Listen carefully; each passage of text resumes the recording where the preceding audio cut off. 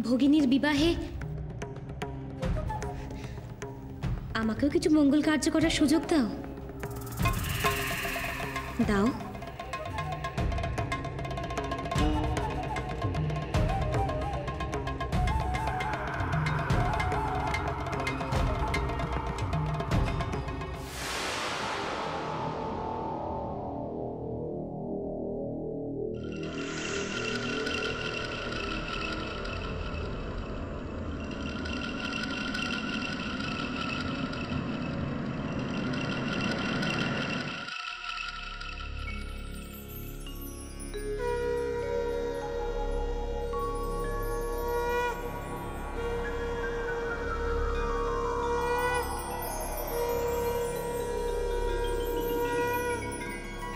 नारायण नारायण प्रणाम प्रभु। বৈকুণ্ঠ আজ এমন অপরূপ হয়ে উঠল, এ কি মাতার আগমনের প্রতীক্ষায় প্রভু?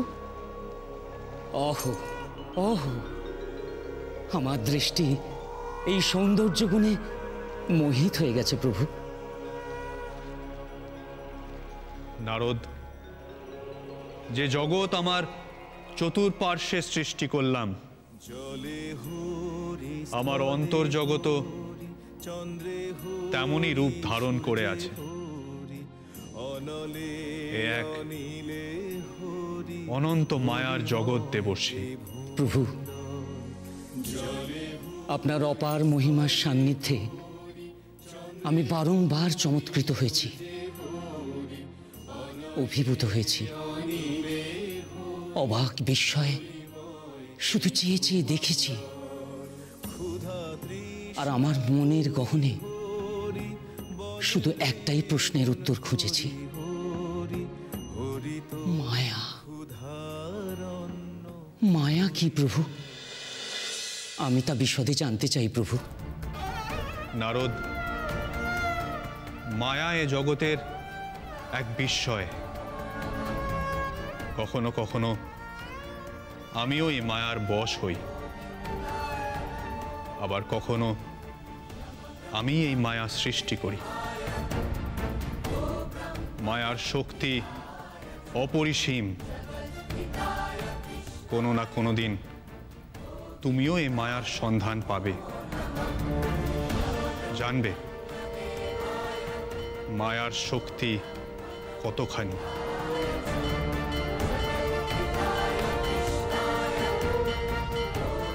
নারায়ণ নারায়ণ।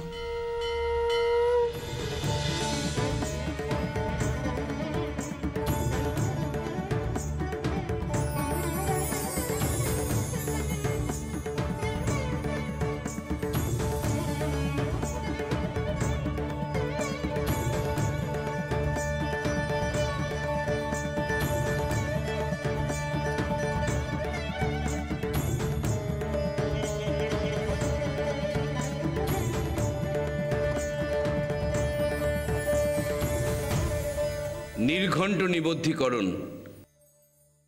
সম্পূর্ণ দেবী।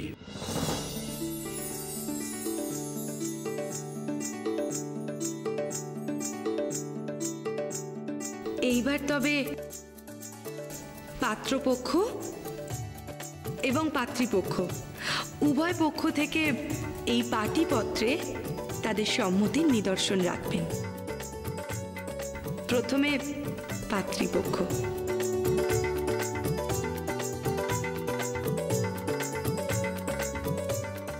যান দেবী অলক্ষ্মী, পাটিপত্রে দেবী লক্ষ্মী প্রদত্ত সম্মতি চিহ্নের নিদর্শন রাখুন। যান।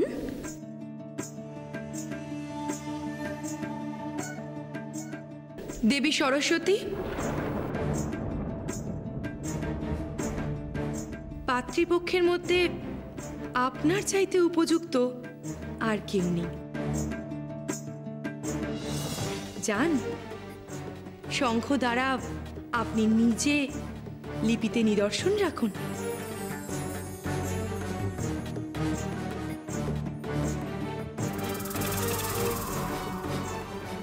অবশ্যই দেবী।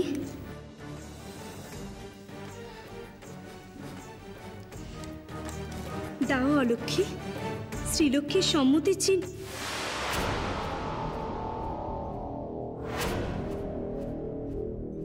এ কি?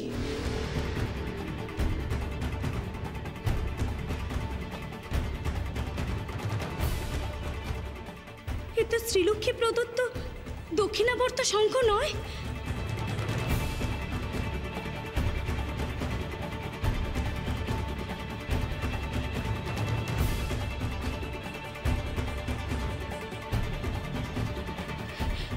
কোথায় গেল সেই শঙ্খ? দেবী অলক্ষ্মী,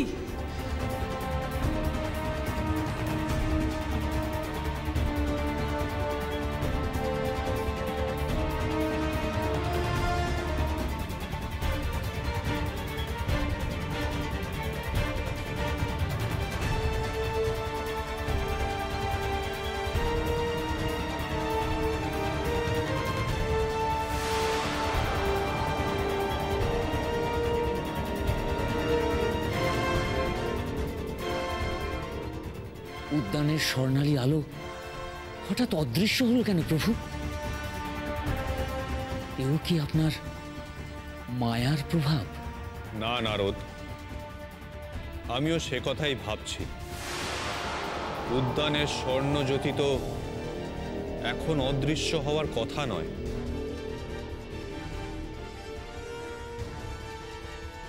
তাহলে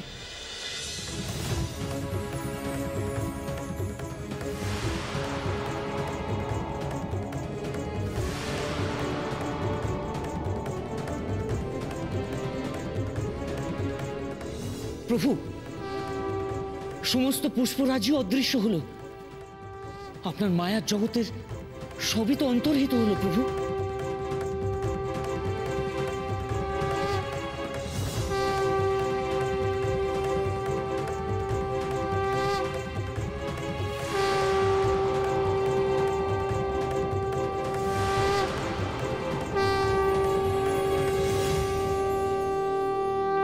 বিবাহের পাটিপত্রের অনুষ্ঠানে বিঘ্ন সৃষ্টি হয়েছে নারদ।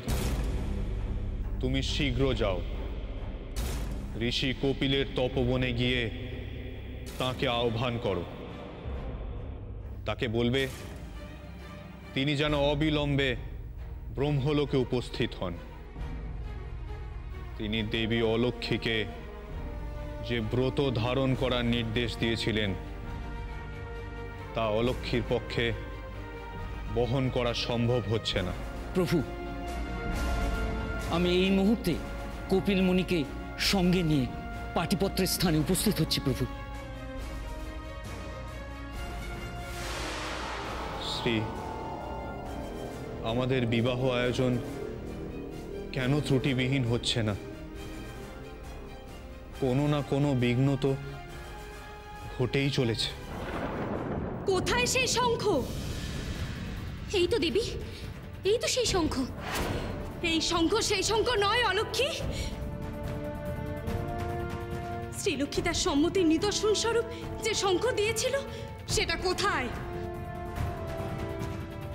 এই সেই শঙ্খ দেবী, আমি এই শঙ্খই বহন করে এনেছি। মিথ্যা কথা, শঙ্খ বদল করেছো তুমি। সত্য বলো অলক্ষ্মী, সত্য বলো। সত্যই বলছি দেবী, বিশ্বাস করো।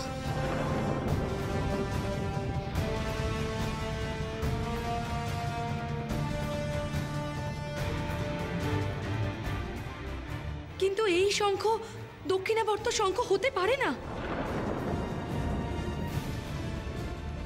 মঙ্গল শঙ্খের চিহ্ন অন্যরকম।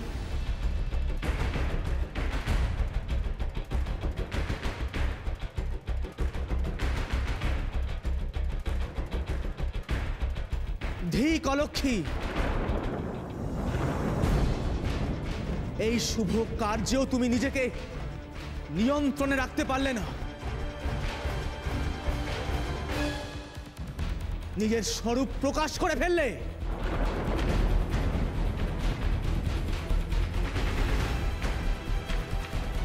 তোমার বিবাহ স্থির হয়ে গিয়েছে, তুমি ব্রত ধারণ করেছ, তারপরেও এত অসংযম কেন অলক্ষ্মী?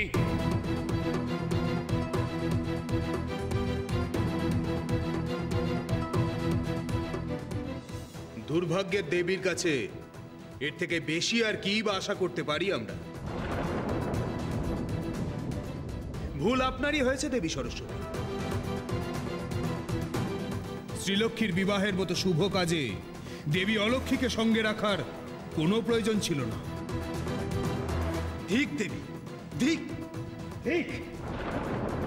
তোমার ভাবি পতি কপিল মুনি তোমার এই ভয়ানক রূপ দেখলে কতখানি রুষ্ট হবেন তা তুমি কল্পনাও করতে পারছো না অলক্ষ্মী। বিশ্বাস করুন পিতা, আমি সত্যই নির্দোষ। আমি এখন সত্যই কপিল মুনি প্রদর্শিত পথে চলার প্রচেষ্টা করছি, ব্রত ধারণ করেছি। আপনারা বিশ্বাস করুন, আমি সত্যই নির্দোষ।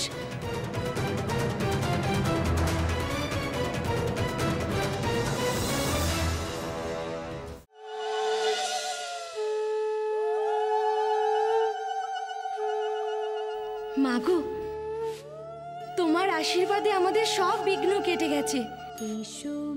তোমার যক্ষ লোক এখন শস্য শ্যামলা। এবছর খুব ভালো ফসল হয়েছে মা। আমি সর্বদা তোমাদের কুশল প্রার্থনা করি সুকুমারিকা। স্বামী সন্তান নিয়ে তোমরা সুখী হও। বিবাহ নিয়ে ব্যস্ত থাকায় আমি কিছুদিন তোমাদের খবর নিতে পারিনি। মাগো, তোমার বিবাহের সংবাদ পেয়েই তো আজ আমরা এখানে ছুটে এসেছি। আজ সারা যক্ষপুরী তোমার এই বিবাহের আনন্দে ভাসছে মাগো। তোমাদের ভালোবাসা আমার পথ চলার পাথেয়। আমার বিবাহে তোমাদের সকলকে উপস্থিত থাকতে হবে, কিন্তু এখন থেকে বলে রাখলাম। নিশ্চয়ই থাকবো মা। দেখো মা, তোমার জন্য আমরা উপহার নিয়ে এসেছি। এই নাও মা।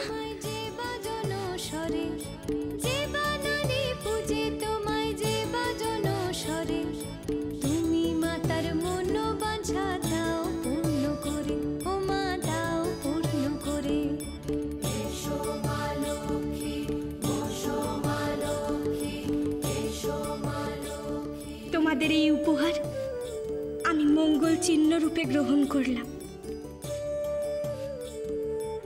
আমার বিবাহের সকল আশীর্বাদ এই ধান্য ও দুর্বা দ্বারা হবে। শুধু আমার বিবাহই নয়, আজ থেকে ত্রিলোকে যত বিবাহ সম্পন্ন হবে সকল বিবাহের আশীর্বাদ এই ধান্য ও দুর্বা দ্বারাই হবে। যে এর দ্বারা আশীর্বাদ পাবে তার জীবন শ্রী ও সৌভাগ্যে ভরে উঠবে। মা, মাগো তুমি ধন্য মা। মা, তোমার দয়ায় ধন্য এই ত্রিভুবন। জয় মা শ্রীলক্ষ্মীর জয়। জয় জয় মা শ্রীলক্ষ্মীর জয়। জয়। এবার আমাদের বিদায় দাও মা। বিদায়।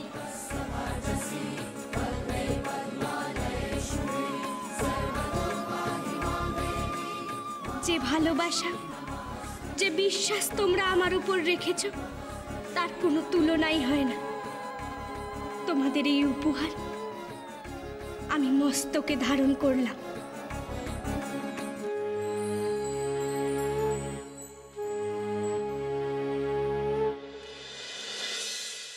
কতদিন তুমি অযোগ্যকে এভাবে মাথায় তুলবে শ্রীলক্ষ্মী? কতদিন এভাবে অপাত্রে তোমার স্নেহ বিলাবে?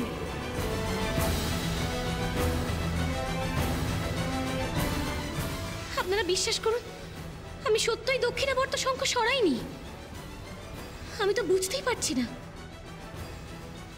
আমার হাতে থাকা শঙ্খ এভাবে বদল হলো কি করে। তোমার একটি বাক্য আমি বিশ্বাস করি না অলক্ষ্মী। মিথ্যা ভাষণে তোমার জুড়ি নেই। শ্রীলক্ষ্মীর অনিষ্ট চিন্তা ভিন্ন, তোমার মনে অন্য কোনো চিন্তা স্থান পায় না।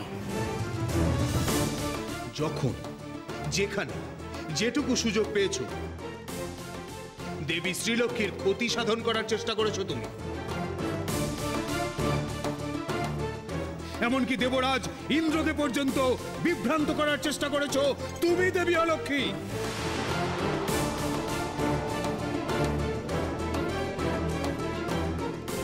এই স্থানে তুমি ছাড়া এমন কেউ নেই যে এমন ঘৃণ্য কাজ করতে পারে।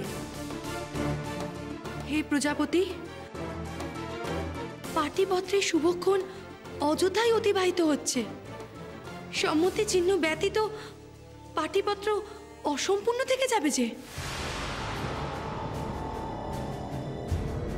অলক্ষ্মী, ফিরিয়ে দাও দক্ষিণাবর্ত শঙ্খ। বিশ্বাস করুন পিতা, আমি সত্যি নিরুপায়, কারণ আমি এ কাজ করিনি। অলক্ষ্মী, অলক্ষ্মী,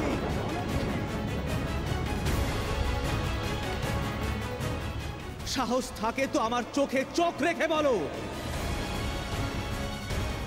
শ্রীলক্ষ্মী প্রদত্ত দক্ষিণাবর্ত শঙ্খ তুমি সরাও নেই? বলো সেই কথা। যদি মিথ্যে ভাষণ করো, আমার তৃতীয় নয়ন উন্মোচিত হবে।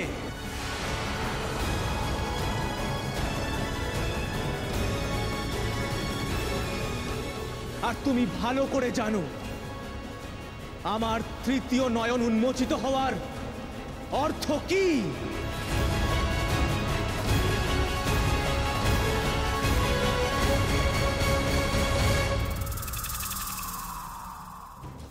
আর তুমি ভালো করে জানো আমার তৃতীয় নয়ন উন্মোচিত হওয়ার অর্থ কি।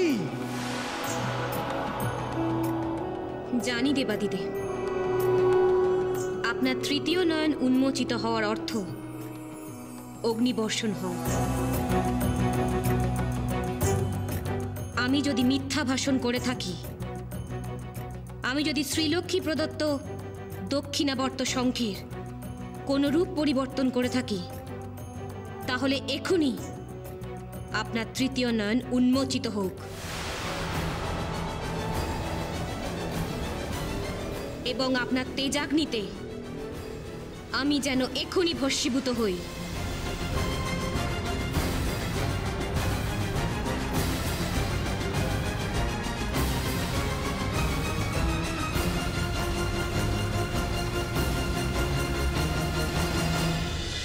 আর কতবার তুমি অলক্ষ্মীকে বিশ্বাস করে ছলনার শিকার হবে শ্রী? কতবার? তোমার এই পবিত্র বিশ্বাসের মর্যাদা দেয় সে? বারবার নিজের জীবনকে বিপন্ন করে তুমি অলক্ষ্মীকে বিশ্বাস করেছো, তাকে প্রশ্রয় দিয়েছো, এমনকি তার ছলনায় ভুলে তুমি নারায়ণকে পর্যন্ত দান করেছিলে তাকে। আজ হতে শ্রী বিষ্ণু তোমার হলে। কিন্তু এবারে আমি বলছি, আর নয়, যথেষ্ট হয়েছে। নিজেকে সংযত করো শ্রীলক্ষ্মী। কি হয়েছে? কি হয়েছে জ্যেষ্ঠা?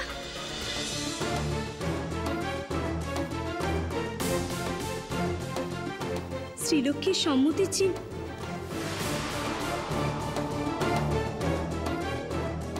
এটা শ্রীলক্ষ্মী প্রদত্ত দক্ষিণাবর্ত শঙ্খ নয়।